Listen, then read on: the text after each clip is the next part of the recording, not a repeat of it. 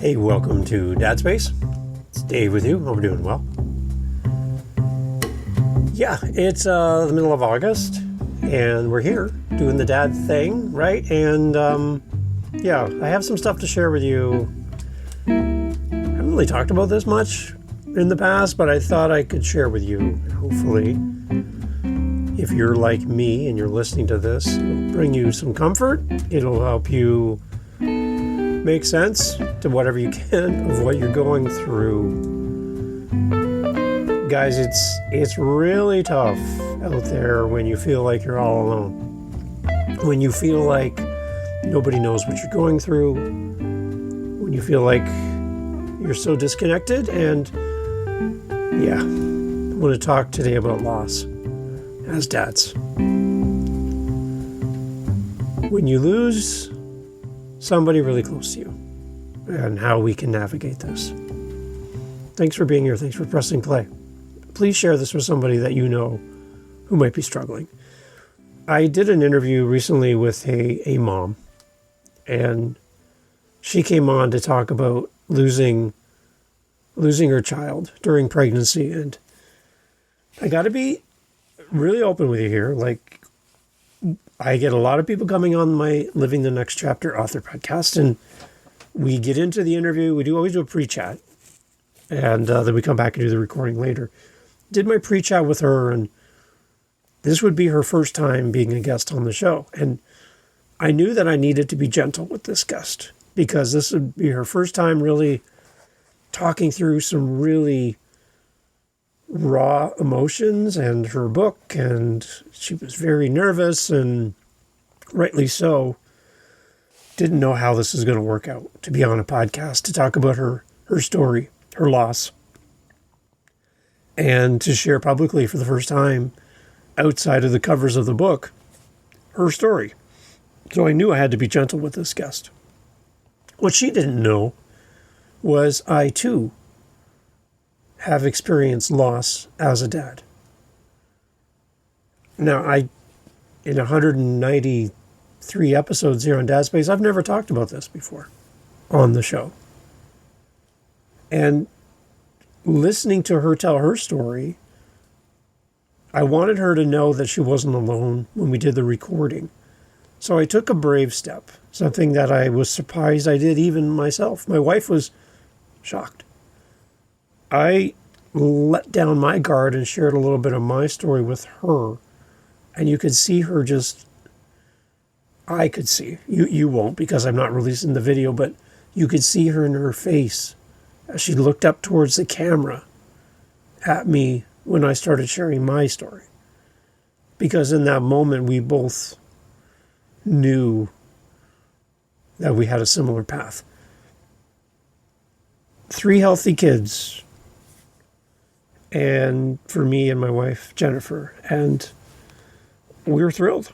Like talk about a gold mine of a family, right? We have a boy, girl, boy, and we're just celebrated our third, and so excited. We're just like thrilled that we had 3 great kids, and we were moving on with life.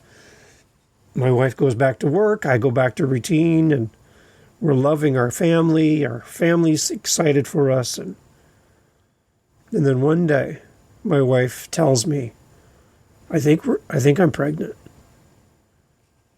And this would be number 4. Now, you're a dad, so you'll understand this. The moment somebody tells you that you're going to be a father, whether it's your first, your 4th, or your 25th, which probably you shouldn't have 25 kids, by the time it sinks into your brain, those words, they like resonate like a bell, like a boom. And that resonance just keeps, in the back of your head. And immediately a little switch goes off in your brain. How are we going to do this? Like, wait a minute. What? And we were nervous. We were scared because we just had a baby, and we thought we were done, but apparently we weren't. And when we were trying, we weren't like, actively pursuing having a fourth, but it was in the cards. And we just stared at each other like, the heck are we doing? Like, what? And then you get nervous, but then you get excited. You're like, wait a minute, really? 4 kids? Who has 4 kids nowadays? Like, not everybody, not the people in our circles. Maybe 1 or 2 kids. Some of our friends have no kids, and here we are, 4? In that moment, I was like super overwhelmed. I as a planner, and as a dad, my mind goes to, well, can we afford this? How is this going to work? We just got rid of baby clothes. Oh my gosh, how I need a bigger house. I need a bigger car. My brain is just spiraling out of control. I'm like 20 miles down the road compared to where my wife is in the moment, because I'm just future Dave. I'm future Dave all the time. I'm always thinking, I'm always looking around corners. I'm always 10 steps ahead. That's just how I am. That's where my brain goes by default in almost everything. So I'm living in the future already. The baby's not a, hey, we're going to have a baby. It's the baby's a reality, and I'm holding him or her. That's where my mind is in a moment, in a split second. Boom. I'm already at the finish line. And for my wife, she's just like reeling from the news. And we're like, I don't even know how we're going to make this happen. And I almost feel sad that we're shortening the excitement of our third born by the news of a fourth, because now our attention's moved and our hearts have now expanded again to include now a fourth child. It's like your heart grows bigger to make room for that next new life. So our hearts are getting bigger, our minds are blowing, we're stumbling over our words, we're nervously excited and fearful and shocked.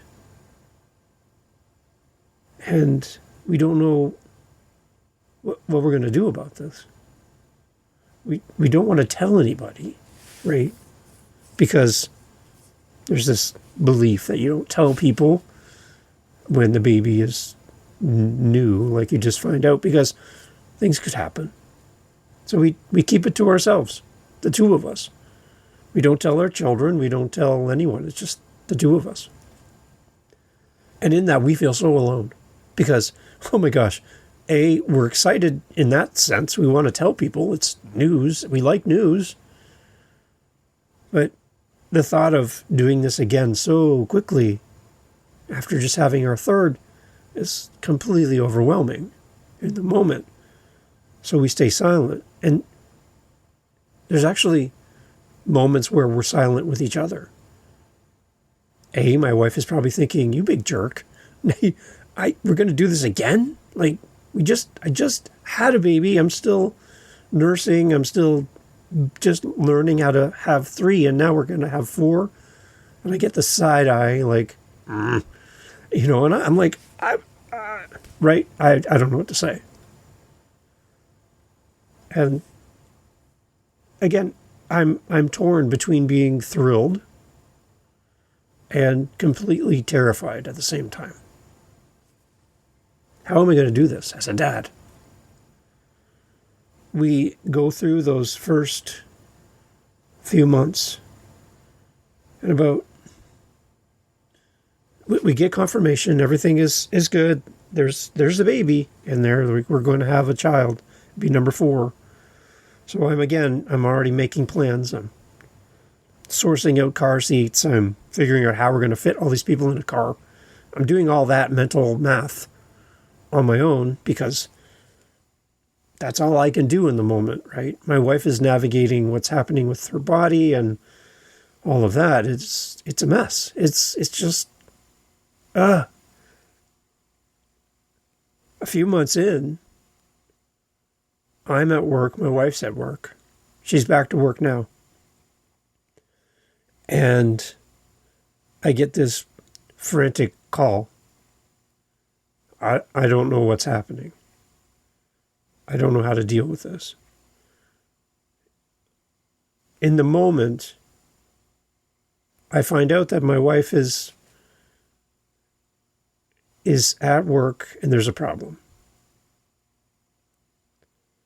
And I need to make my way to the hospital. Okay, so I have 3 kids.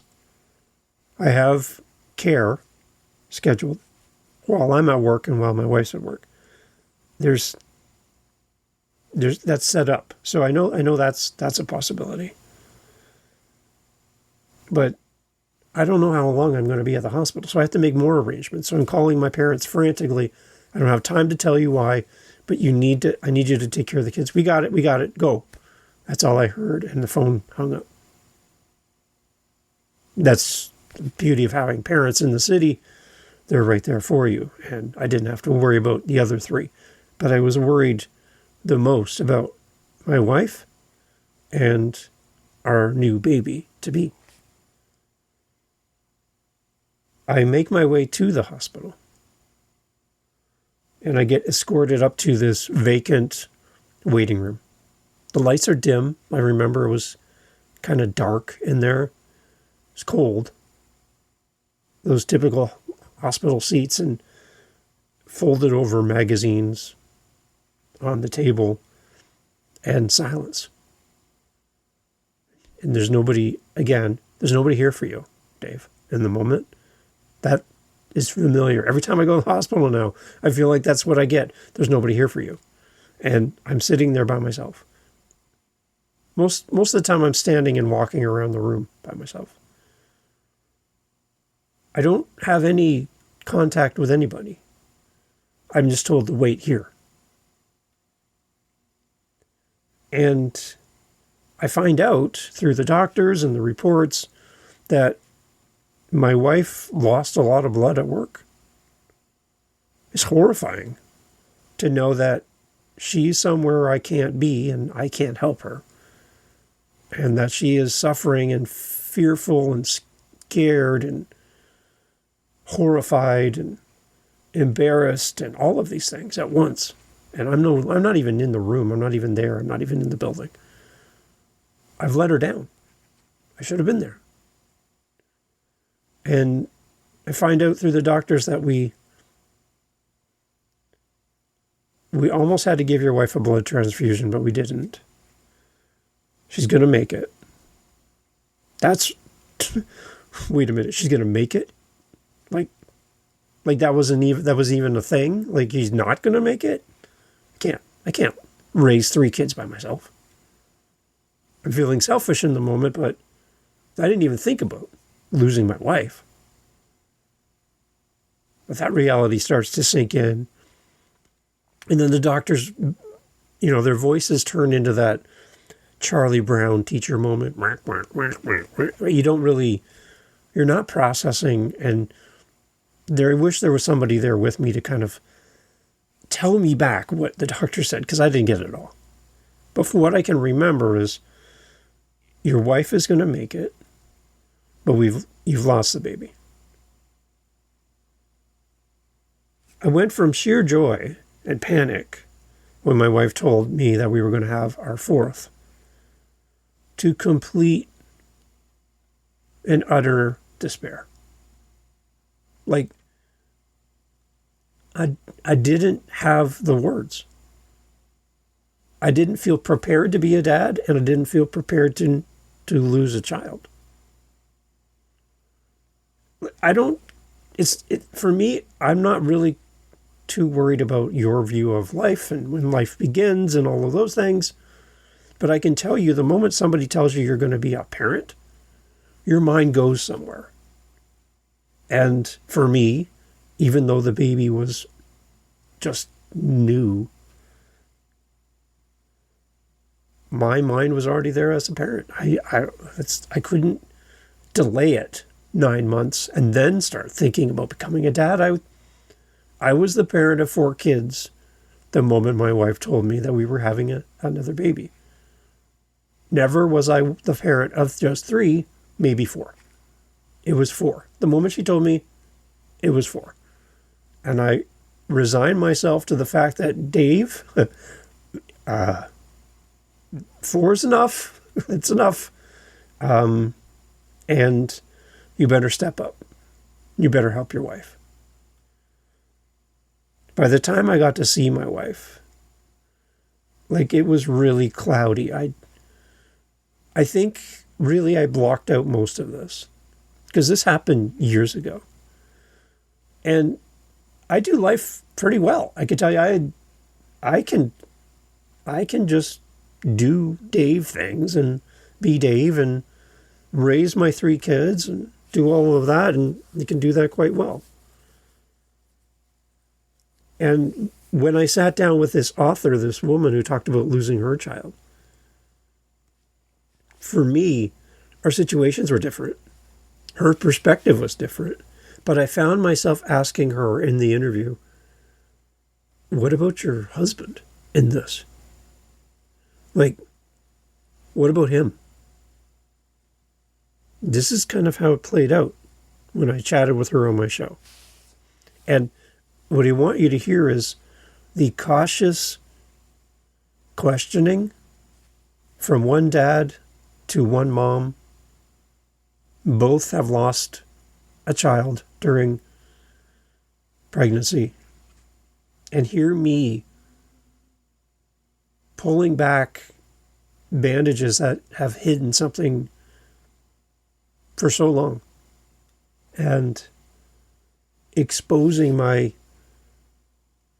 myself in that moment and understanding and realizing that, wow, I haven't really talked about this.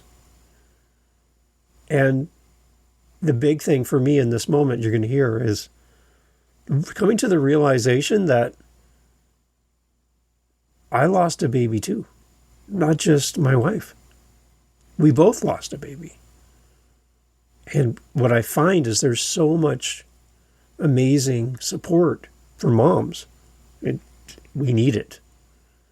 But what's lacking is the support for dads, which made me go on a search. And I found something, which I'm excited to share with you. But hear this little moment with my guest, and I'll have a link to her book so you can go check it out. But hear me asking about her husband in this. And you'll hear in my voice, possibly, my curiosity and my inquisitive nature, because I don't know the answer to this question. But here's what happened. Yeah, because from my side, knowing that I was going to be talking to you, I've had a conversation with my wife. We lost our baby at about 3 to 4 months. It would have been our 4th. And speaking from a dad's point of view in all of this, my wife had direct connection with the baby, obviously, carrying the baby. I felt disconnected and not knowing how to deal with it as a dad. Because when you first find out that you're having a baby, everyone's excited. Your brain switches from I'm me, now I'm a parent. It's going to happen in a period of time, and I'm going to become this person. And now I have to transform everything that I think from a guy's perspective. Again, being disconnected from the whole process, you're just kind of watching from a distance and cheering your wife on and trying to be supportive. But when you lose your child, I didn't know what to do with myself. Like, I didn't know how to help my wife. I didn't know how to help myself. I felt like everybody didn't know what to do with me and didn't know what to do with my wife. Everybody treated us like precious china. They're like afraid to say the wrong thing. So I'm just going to not talk to you. And then that's the worst thing, because everybody's now pulled away from you. And when we lost our baby, I almost lost my wife at the same time. She almost died. And I'm like talk about like a whole range of emotion, from the highs of you're going to be a dad, you're going to be a mom, to your wife's in the hospital, we're going to send the ambulance. You're like, I don't I don't know how to process all these things in real time. And there's no handbook for this. I don't feel like there's anybody out there who knows what I'm feeling. So when we met to talk about this and you coming on the show and about your book, it just brought back, I would use the title of your book, waves of emotions for me to think that I'm going to have time with you and talk about this book. I think your book is really important. And I just don't know, for those parents listening who feel like they're completely on their own, you're not, right? Grabbing Elizabeth's book is going to be a good foundation for you and a good starting point, maybe to have those conversations with people, or how you deal with people who are pulling away from you because they don't know how fragile you are in the moment. They don't want to do something to upset you or hurt you, or they just don't know what to say, right? So this book is going to be a good companion for them. Yeah, and I mean, you touched on a lot of things. I'm so sorry for your loss, and we like that it's a child, so it comes back. Like it'll be maybe that time of the year that happened, or little things. Like, but I know what you were sharing just about as a father, and not knowing how to juggle or wrestle with that. Uh the With my husband, I think there was this, every month, every year there was a perinatal loss awareness day, and I would share, and I'd want to I still try and like log in when it's an online thing, and there's fathers that go, and I feel like there's maybe a bit more of an allowance for men to feel his emotions. And I kind of asked my my husband, was like, you don't want to share anything, or there's men's groups now, there's a bunch of things like that, and he was just no. And that's just not his way. He did go to a therapy session once, but yeah, he didn't. It just wasn't what was helpful for him. What was helpful, and this was coming back even to the summer when I was still pregnant, was he was reading. So he was reading a book about parents preparing for a special needs child and the grief of that. And so it led to us kind of talking a little bit about what things that he read when I was going through my allowing myself to feel anger, and it was irritable, and he was actually reading books about he was doing his master's in English literature at the time, and was really interested in particularly women's studies. So he was reading a lot of books about women and anger. And so it was good timing, because he's kind of grown up with, like, you escape a situation where someone's angry. You don't live in it and stay in it. So sometimes that would make, if, in the past, it would make me feel like, oh, I'm too much. I think that's what we can feel as women too. I'm too much. I better tone this down, because my husband's not tolerating this right now, which wasn't the case. Like, he ended up being able to say, I don't know what to do when you're like that. I'm just saying that out loud. I don't know what to do, but that doesn't mean I'm saying for you to stop feeling what you're feeling. Like, I'm just trying to wrestle with this or figure this out, so, if my face looks a certain way, I guess is more or less what he's saying, right? Like, don't stop what you need, which was really helpful. And then he just found, like, I think men should read this too, right? Because if you want to understand, if you want to kind of jump in and like, and understand the breadth of all the different types of things we're going through, because we've carried the child, because there's so much physical, but then emotionally, like after the birth, like in January, especially, I still needed to feel like I was a mother. I felt I still owed it to my son that I was a mother to him. But I didn't know, like, there was nothing to do with those emotions, like there was nothing to materialize, right? Like, I didn't have a child to nurse and um, I think that excitement you talked about when you first find out you're going to have a kid, we get excited and we start planning. So this false idea that don't tell anyone after 3 months, you're still, I get it. But you've still been invested. You've still like emotionally there. And maybe you went and you picked up a book about being a parent. Maybe you went and you picked up this cute blanket or stuffy that you want to share with your child. And I had trouble with the idea of having a shower, a baby shower, because I didn't know how we're gonna go. And it was my social worker who was at the hospital who said, "Well, but what? Why? Why not?" And I think it was I didn't want people to be around me and celebrating it all, but she kind of tried to change it. It was like, yeah, but you're preparing for your child, your baby, um, and what you want for them. I didn't know. We were waiting to find out it was a boy. That it was. We found out it was a boy after the birth. Um, and this these we do these things, and more or less to jump ahead, the objects that I still had were a way that I could go back and be with him, And so maybe also a tendency, may more in men, I think, than in women, is to say, let's next chapter, let's close this off, and we have to kind of keep going, especially if you see your partner grieving and struggling with their mental health. You want that to be done. You want them to feel better, but it's actually in like kind of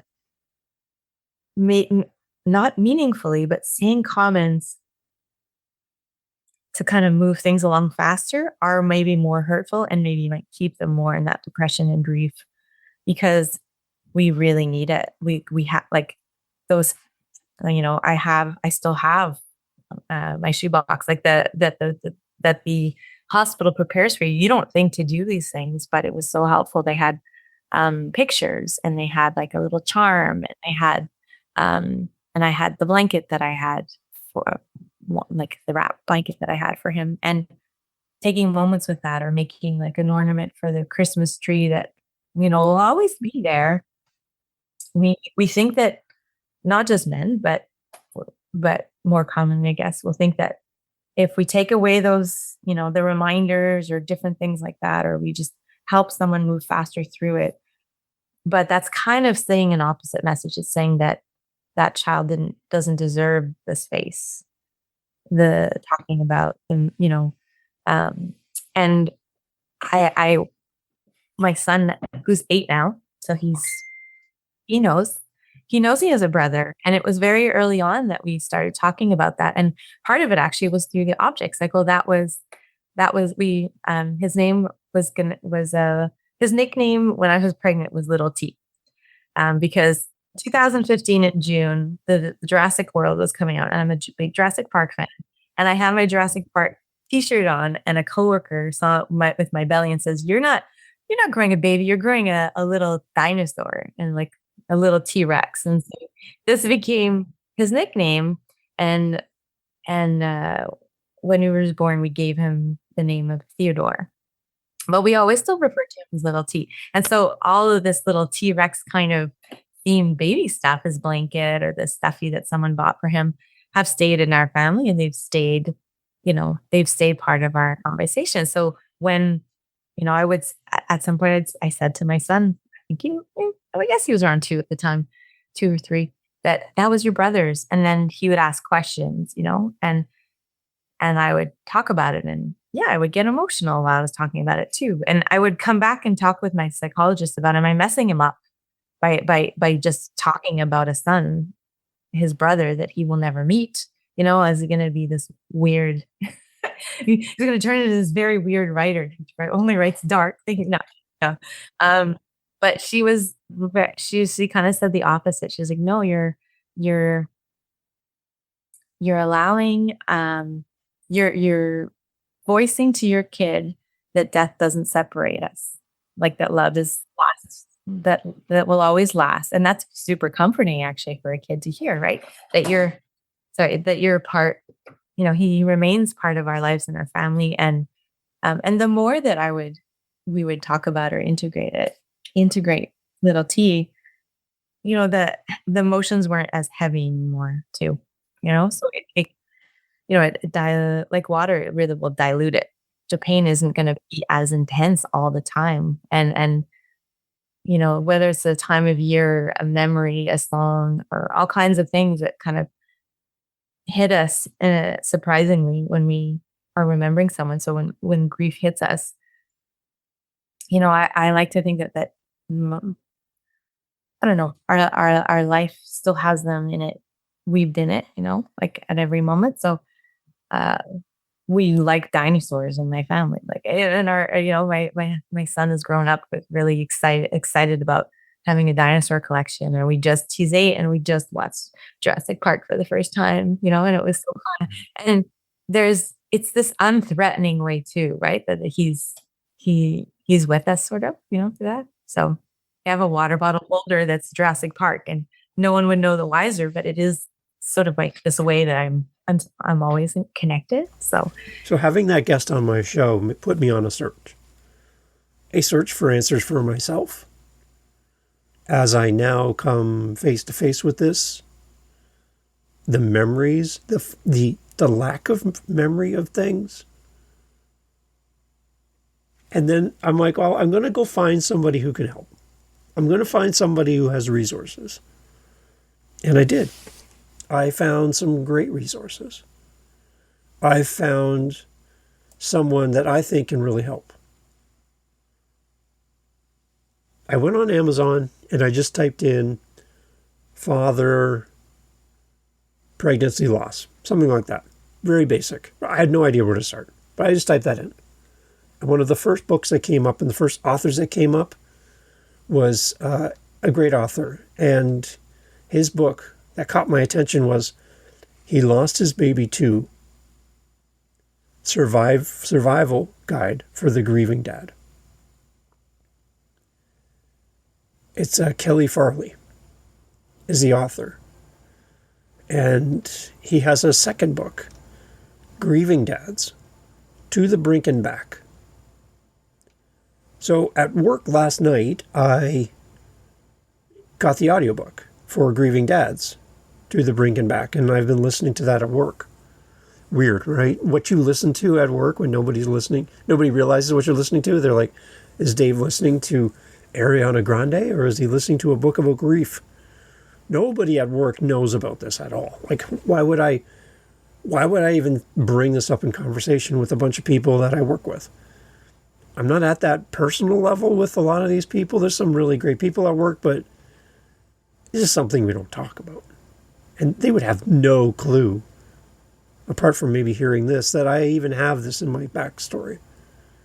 But I found listening to stories of dads who are grieving, whether you lost your baby before your baby was born, or when your kids grow up as adults and they get into a car accident, or a sickness or disease takes them out, or they take their own life. And I hear the heartbreaking stories of dads who are grieving. And as one dad put, this is a terrible, terrible club for dads to be a part of. As I think about my story, as I think of these resources that Kelly provides, his books are great. I thought of you. And let's go back to why this podcast exists. The origin story of this podcast, with 193 episodes, is when I had my firstborn.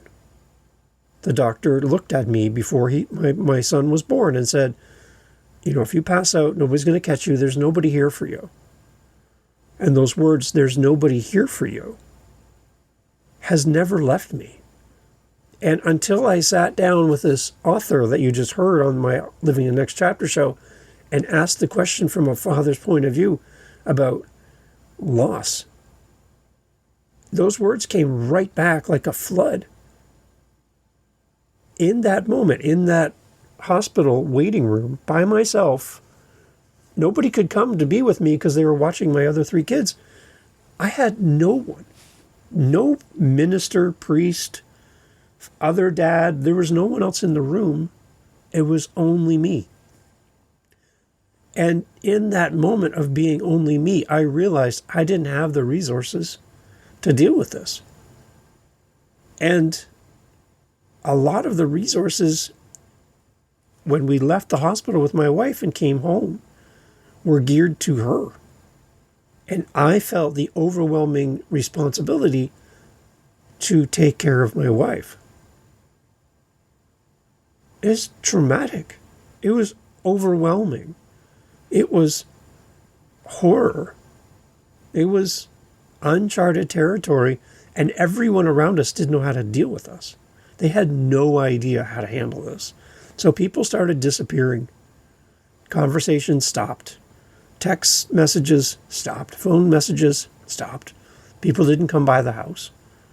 And here we are grieving something that nobody knew we were having a fourth. Nobody knew that this was even happening. We're supposed to be celebrating the birth of our third child, not weeping over the loss of our fourth. Nobody even knew. And how do you bring that up in conversation? Right? How's the new baby? That stings a little bit when you just lost the potential fourth child. People coming up and saying, you've had 3. Is that it? Any more in the works? My wife would look at each other and just be like reliving it every moment.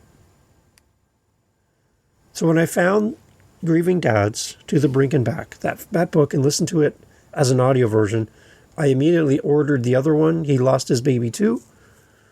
That's on its way. And I reached out to Kelly in hopes that he would say yes to come on this podcast.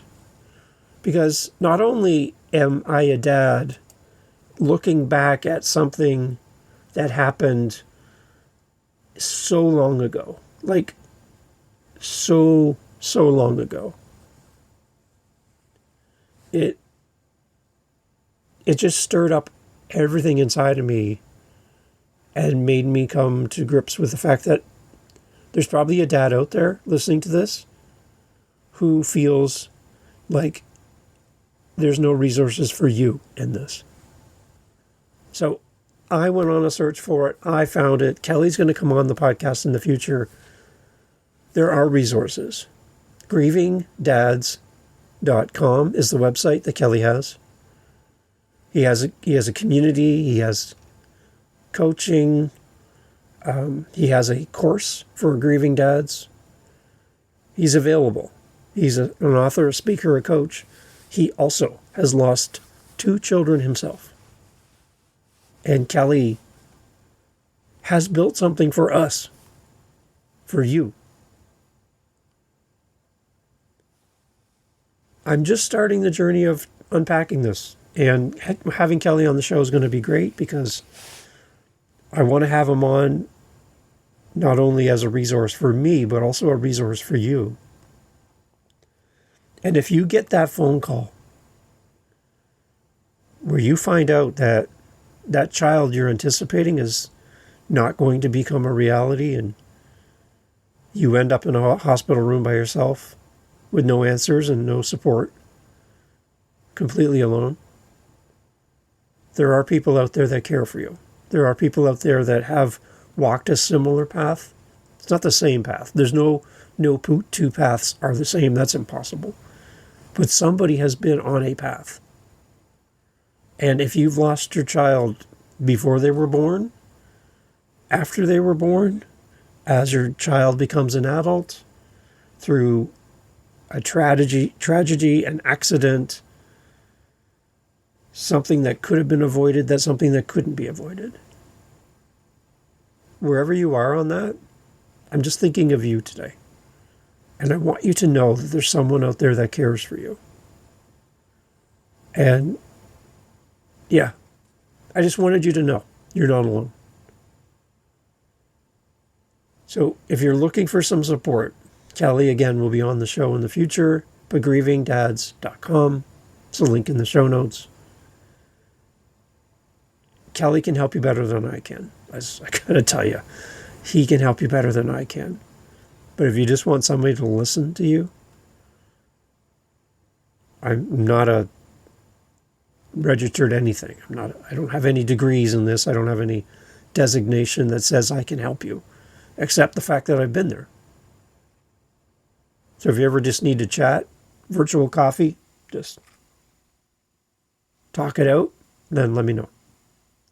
But I would send you to Kelly's website, grievingdads.com. And look forward to Kelly coming on the show in the future. I'm excited to have him come on the show. So that's a little bit of my story and the reason why I'm now talking about this more was because of that interview with that mom on Living the Next Chapter and hearing her story, being inquisitive about how her husband dealt with this, and the fact that there isn't really a lot for dads.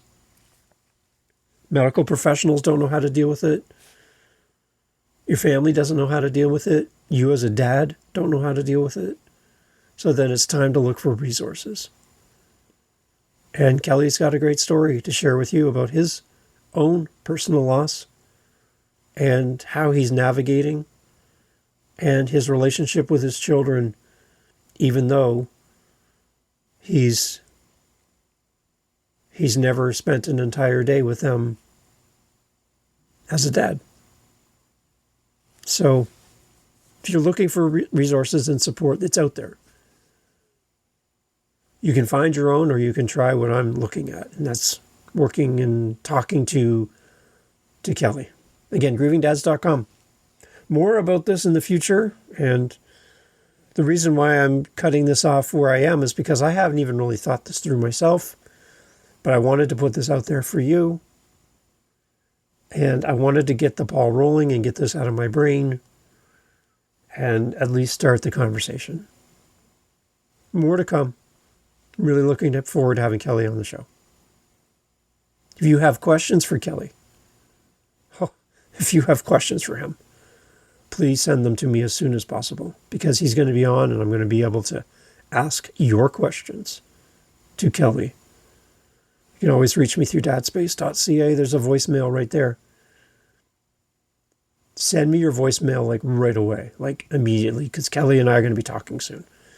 And I can put his questions in front of your questions in front of him and get his responses to what you're dealing with and how Kelly and what he does, his books and everything, how it can help you. So do that. Reach out to me now.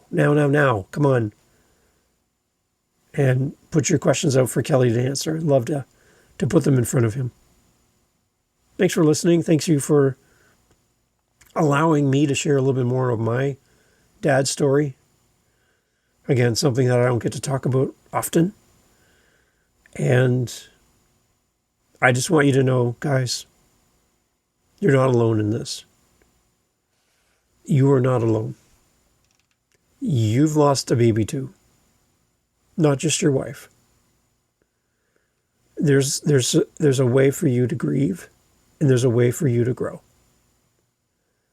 2 books, 2 resources, and a website for you, grievingdads.com. Thank you so much for listening, and stay tuned, because Kelly's going to be here with us shortly to talk more about his book, both books, and what he does to help dads like you and me. Thanks for being here. Thanks for pressing play, and please share this with somebody who you feel needs that support in the moment. Let's help another dad. I'd love to hear from you. dadspace.ca. Thanks for being here. So thanks for being here for the podcast. Again, thank you for allowing me to share. I'll have links to my guest who is on the show, and you can go check out her book as well. But Elizabeth Johnstone was my guest on Living Next Chapter and sharing her story as a mom losing her child during pregnancy. It's a great episode. Very real, very raw. Something you should listen to as a dad as well. And I'll have links to that as well. Grieving Dads, the website, and Kelly's information will also be included in the show notes. Yeah. Not an easy episode to record. Really. That's why It's taken me a little while to release it because I wanted to do it right. Hopefully I did something right by having this out there.